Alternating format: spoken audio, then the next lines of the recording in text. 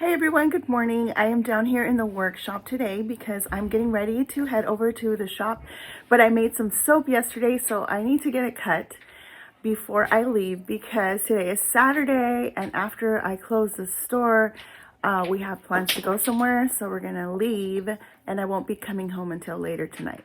So I want to make sure to cut the soap before it gets too hard.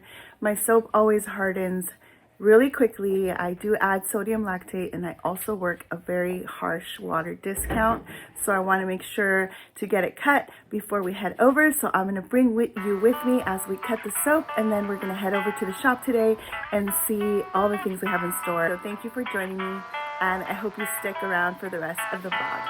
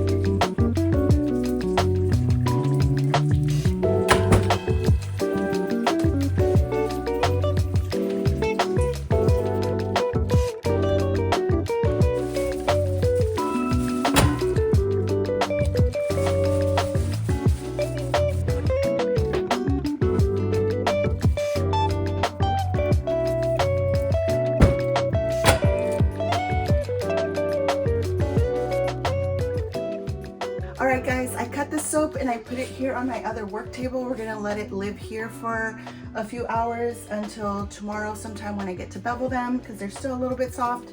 And then we're gonna put them on my curing rack, which is back here. And this is things that I made this week that we're taking to the store right now. So we're gonna pack that up and head over to the shop. Okay, we're in the store, you guys, and it's a little bit early before opening because we're gonna be doing some rearranging, and my husband made this corner display stand for me that we're gonna put in that corner over there. So we're gonna go ahead and work on that, and then yeah, that's the first thing we're gonna do before we actually get the shop open.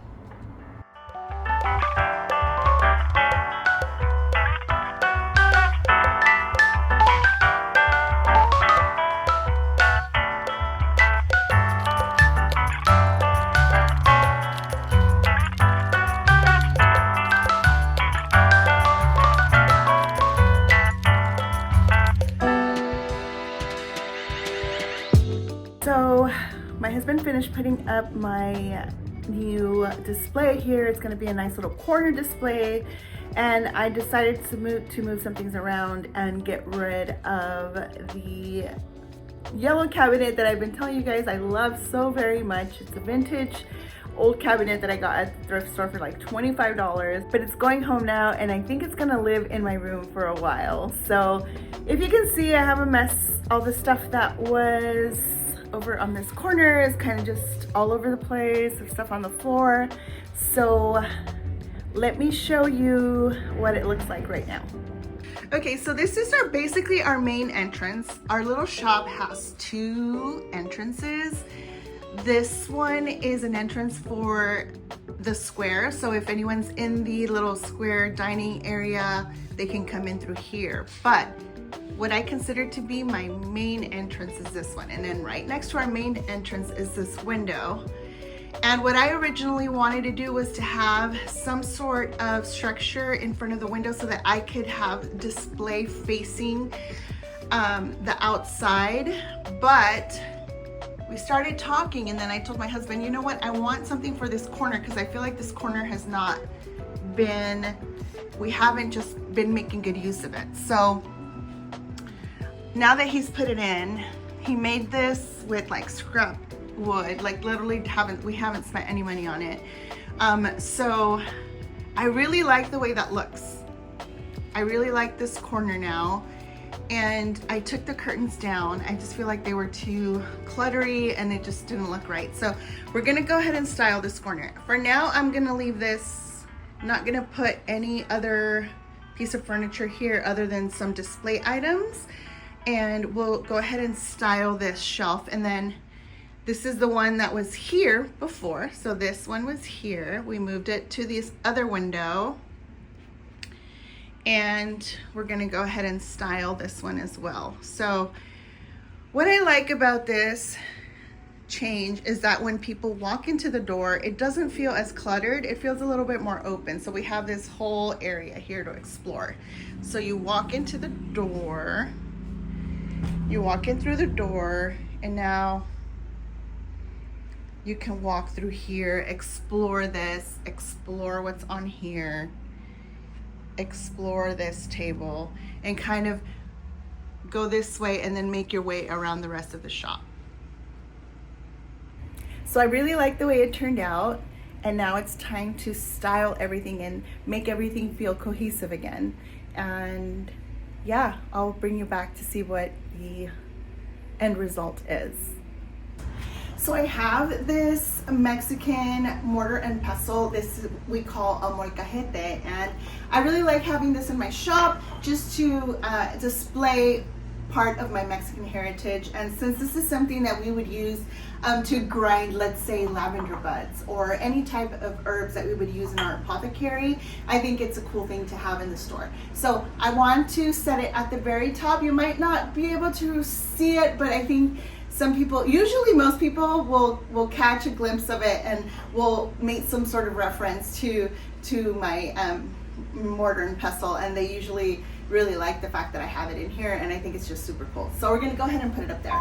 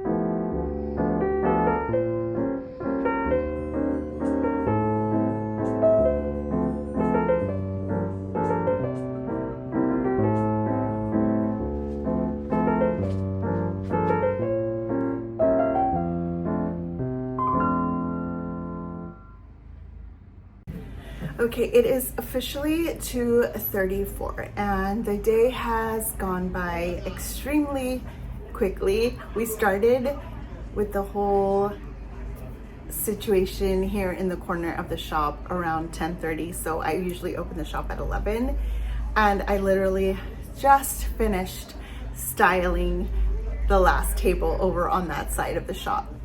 I'm really happy with the way it turned out. I think it feels less cluttered. There's more open space when you walk in through that front door, and it just feels like more calm and peaceful when you walk in. So I think I'm gonna leave it as it is right now, and I won't be changing anything, and I can now focus on getting products on the shelf. I have all those products that I brought this morning from home, from my workshop at home, and they're sitting here on the counter waiting to be labeled. So I want to work on that first because I do have a order for pickup that requires one of those products. So I want to go ahead and cut some labels, and then since I'm working on a few products and some of you wanted to see a little bit more about my barcode system and how that whole works. So after I'm finished labeling everything, then I'll bring you back and we'll talk a little bit about how I am handling the whole barcode situation and how it's helped me in my business. And yeah, and then it'll probably be time for me to leave soon. My daughter's coming in at 4. I'm leaving at 4, so she'll stay here until 5 o'clock. But I have to leave early today, so I'm hoping to get these things ready. I also have to stamp some bags. I have some soaps to box and label, but if I don't have time for that today, that's okay. I will get that done tomorrow when I come in at 11:30. It's been a busy week. We did a lot this week. I got a lot of soap made, which was my number one concern. My shelves are looking really nice for Valentine's. Today is the weekend before Valentine's Day, so I got a lot of that done. And I do have more soap to make. I'm always making soap. I'm never caught up with making soap because when I make all the new things that I want to make, I'm still trying to catch up with all the restocks that I need to do. So we'll see how that goes. I have a order for bridal shower favors, which just came in today. We talked about it, what she wants for her party, and that's something that I need to work on top of all the restocks on Monday. So there's a lot to write down, a lot to remember, so that we get started the week in a positive way, knowing what is coming. I just kind of feel a little tired and exhausted. I think you could hear it in my voice a little bit, but it's been a good day. I'm glad we got that corner done, and let's get to labeling. And if we have time before my daughter gets here, I will show you a little bit of my barcode system.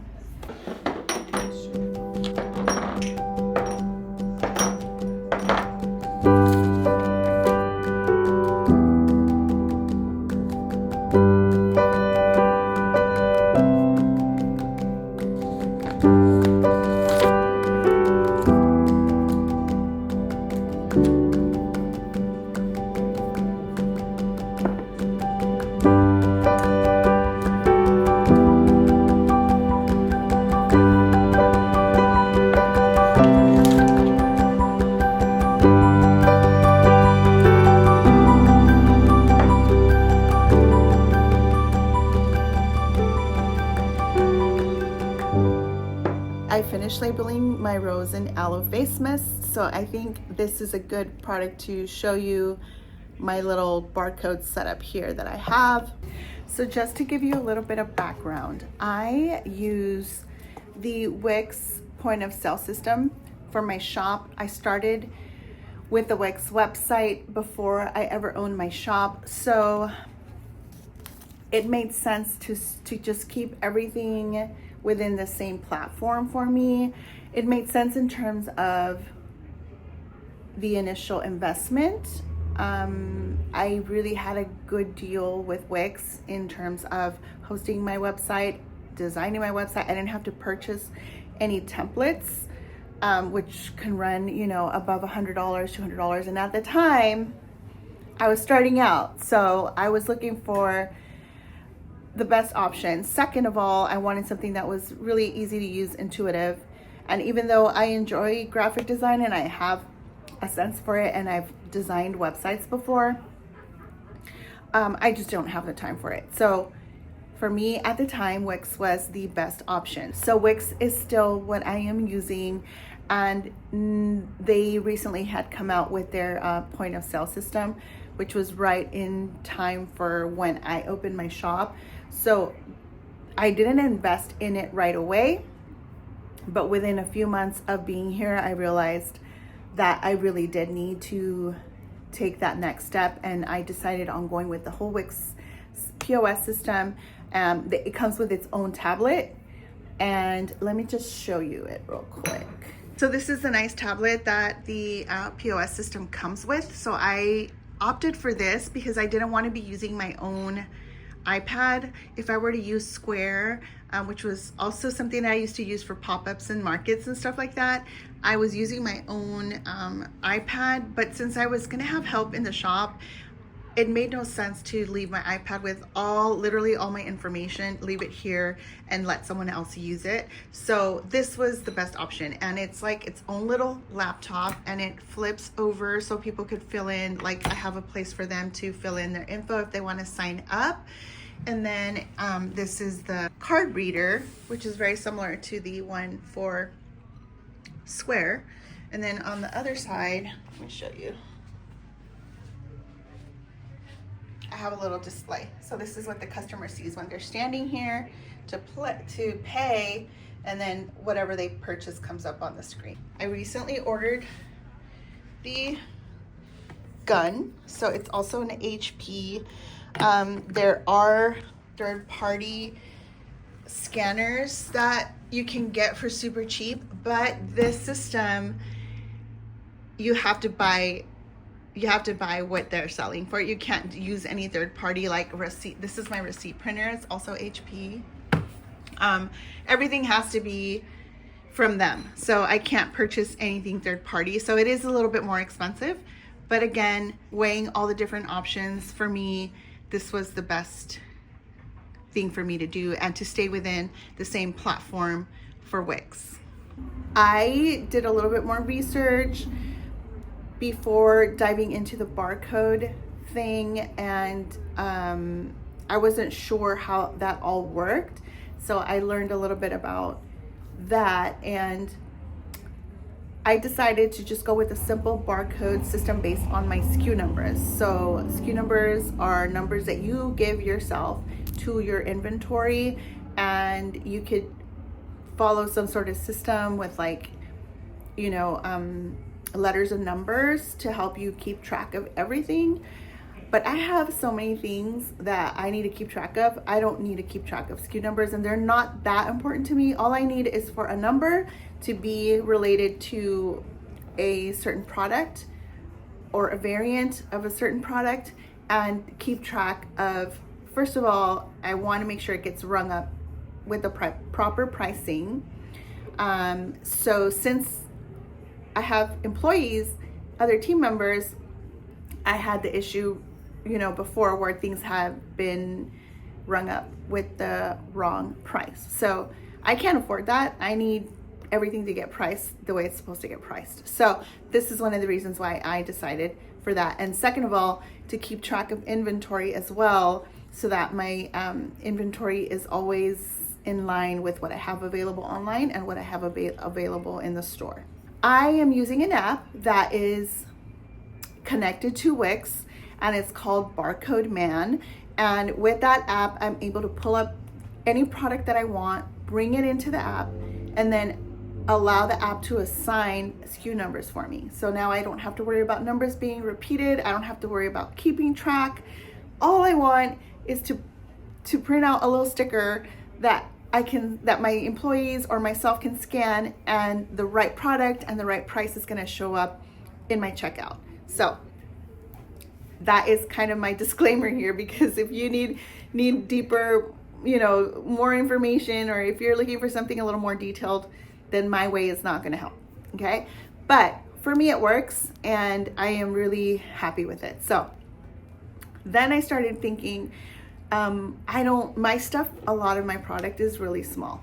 I don't want to have to put a huge sticker on top of what is already on my products.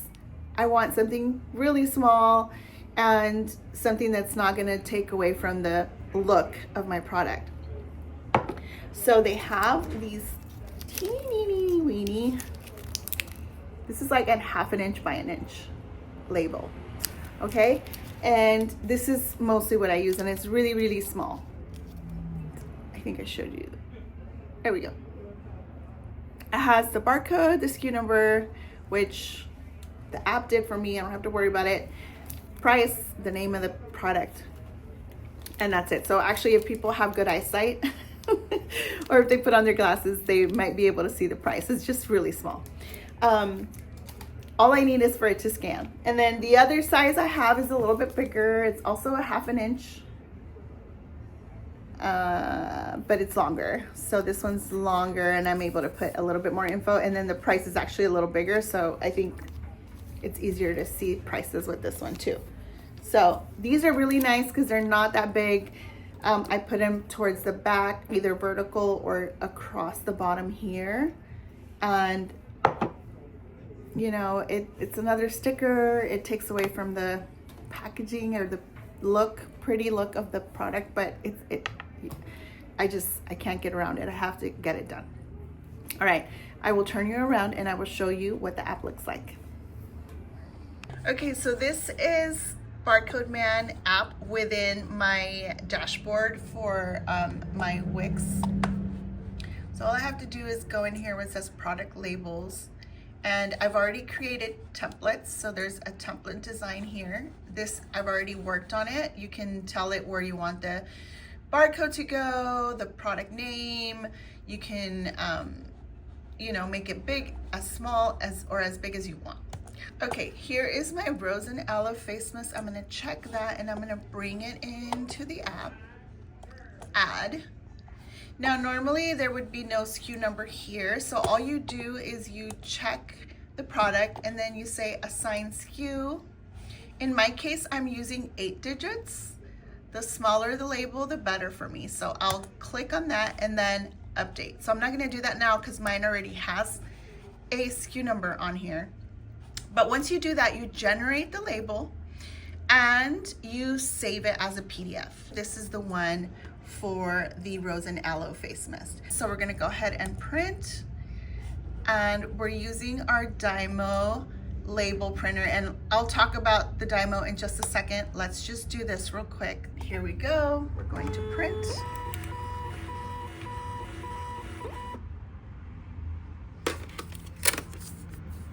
And they're all done. So this is the Dymo label that I have. It's a Label Writer 400. And I decided to purchase a old version of the Dymo Label 400 because the sizing of the labels that I wanted, like I said, I wanted to go as small as I could. And as far as what I could see, the Label 400 could do as small as I could, but it was also an older model of the printer, which meant that I could get it for cheaper. So I was trying to save some money. So what I did was I went on eBay and I purchased a printer, the Dymo Label 400, and it was in good condition, and I just purchased it on eBay. So I think I got it for $20 plus shipping. Must have less than $30 I paid for my label printer. So for me, that's a good deal. And yeah, so it works great. And this is what I'm using for now. It works well with my system. And for now, I only have those 2 sizes of barcode labels for my products. And I think it works because, again, most of my products are really small. So yeah, this is how I've been working, and this just makes it also so much faster to bring people up than having to look up the product manually on the POS system.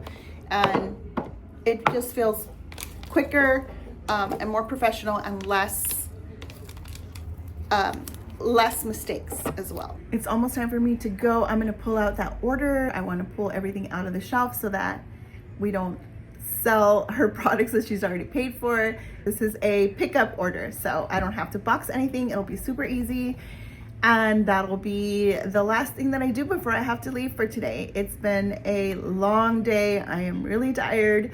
It's really cold, but it's been a good day. And it's been great sharing it with you.